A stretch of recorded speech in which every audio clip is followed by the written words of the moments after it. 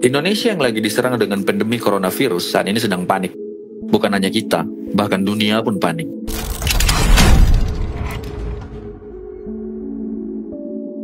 Berbagai teori hadir, mulai dari ada yang mengatakan ini adalah sebuah awal kehadiran Dajjal melalui organisasi Freemason dan Illuminati, hingga menyatakan bahwa ini adalah sebuah perang antara Cina versus Amerika. Jadi yang benar yang mana? Lalu ditambah lagi dengan hasil penelitian jurnalis yang menyatakan bahwa corona pertama kali disebarkan melalui tentara Amerika Serikat. Jadi semakin menarik bukan? Tapi daripada kita bahas negatifnya mulu, mari kita bahas dampak positif dari si COVID-19 ini. Emang ada dampak positifnya? Di mana-mana ada dharma, pasti ada karma. Oh ya, satu lagi. Italia aja yang isinya mayoritas Katolik, bahkan dekat dengan Vatikan sebagai pusat kekatolikan dunia, selesai. Apakah mereka masih kurang doa? Atau kurang ke gereja? Atau kurangnya apa? Sehingga pandemi kali ini nggak pandang bulu, siapapun sikat. Paling tidak COVID-19 kali ini memberi ruang buat para karyawan kantor untuk bisa rehat sejenak.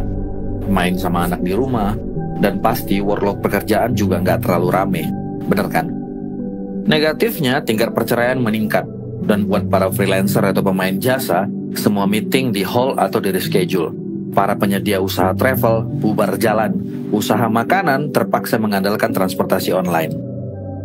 Tapi yang menarik buat kami sebenarnya bagaimana semesta ini mengambil waktu dan perannya untuk bisa beristirahat. Saya ambil pemahaman umum dulu aja ya. Kita ambil dari point of view Hinduisme aja.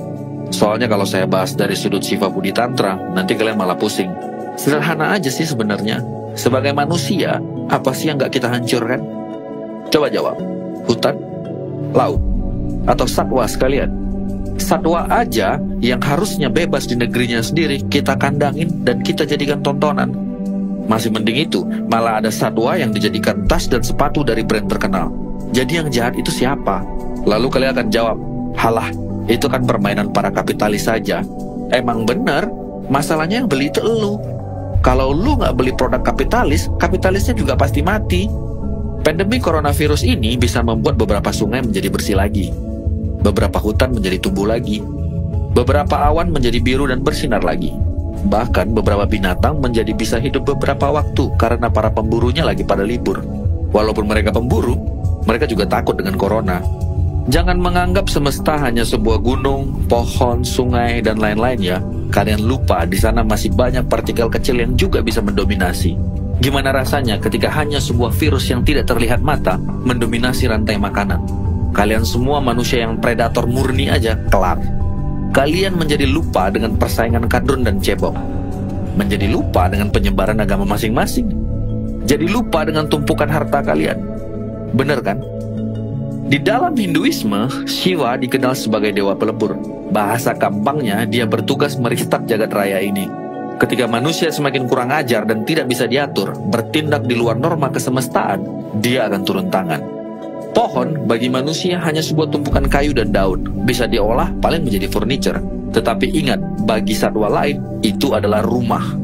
Kalian marah nggak kalau rumah kalian dihancurkan? Nah, itu tugas Shiva, menghukum pada waktu yang tepat dan saat yang tepat. Shiva bertugas menghancurkan ego manusia yang merasa dirinya paling hebat, paling pintar. Terparahnya, ada manusia yang merasa dirinya maha kuasa. Dia berhak mengkafirkan.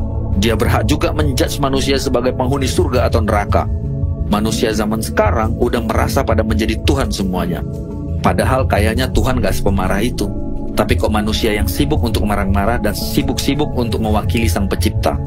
Entahlah. Nah, sekarang, siapa yang bisa melawan pandemi ini? Ini baru coronavirus loh. Kebayang kalau ada virus yang lebih sakti. Syukur-syukur kalau ada obatnya. Atau gimana kalau semesta ini ngamuk, seperti letusan yang terjadi pada Danau Toba. Kelar mas bro. Jadi hormati dan hargai keseimbangan di dunia ini.